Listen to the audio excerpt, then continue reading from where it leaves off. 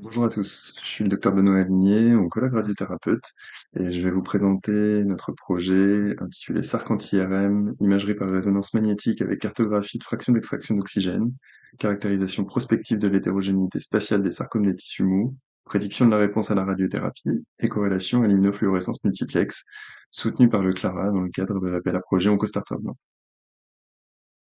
Il s'agit d'une collaboration multi-institutionnelle puisqu'elle va associer des équipes cliniques du Centre Léon Bérard, mais aussi 2 centres de recherche, le Centre de recherche en cancérologie de Lyon et le Centre de recherche en acquisition et traitement de l'image pour la santé, Creatis.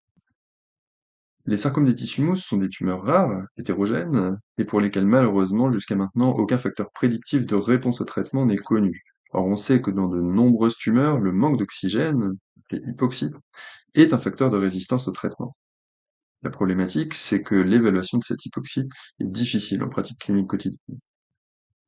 Notre projet aura pour objectif d'utiliser des techniques innovantes d'IRM multiparamétrique quantitative afin d'évaluer l'oxygénation à l'intérieur de la tumeur, mais aussi sa perfusion, la quantité de graisse à l'intérieur avant traitement et après réalisation d'une radiothérapie préopératoire. Ces données d'imagerie seront ensuite validées biologiquement par technique d'immunofluorescence multiplex. Et enfin, l'ensemble de ces caractéristiques pourra être utilisé pour rechercher des facteurs prédictifs de réponse au traitement.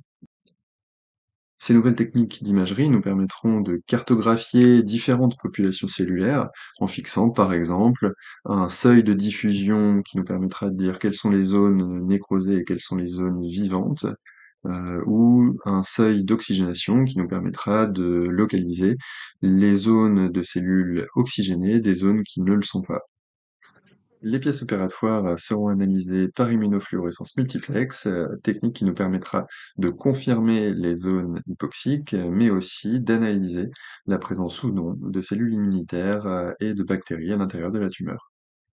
Et enfin, les données d'IRM multiparamétriques quantitatives obtenues seront analysées par radiomique tridimensionnelle afin de rechercher des facteurs prédictifs de réponse au traitement. Toute l'équipe de 50 IRM et moi-même remercions le CLARA et l'ensemble des partenaires pour le soutien apporté à ce projet.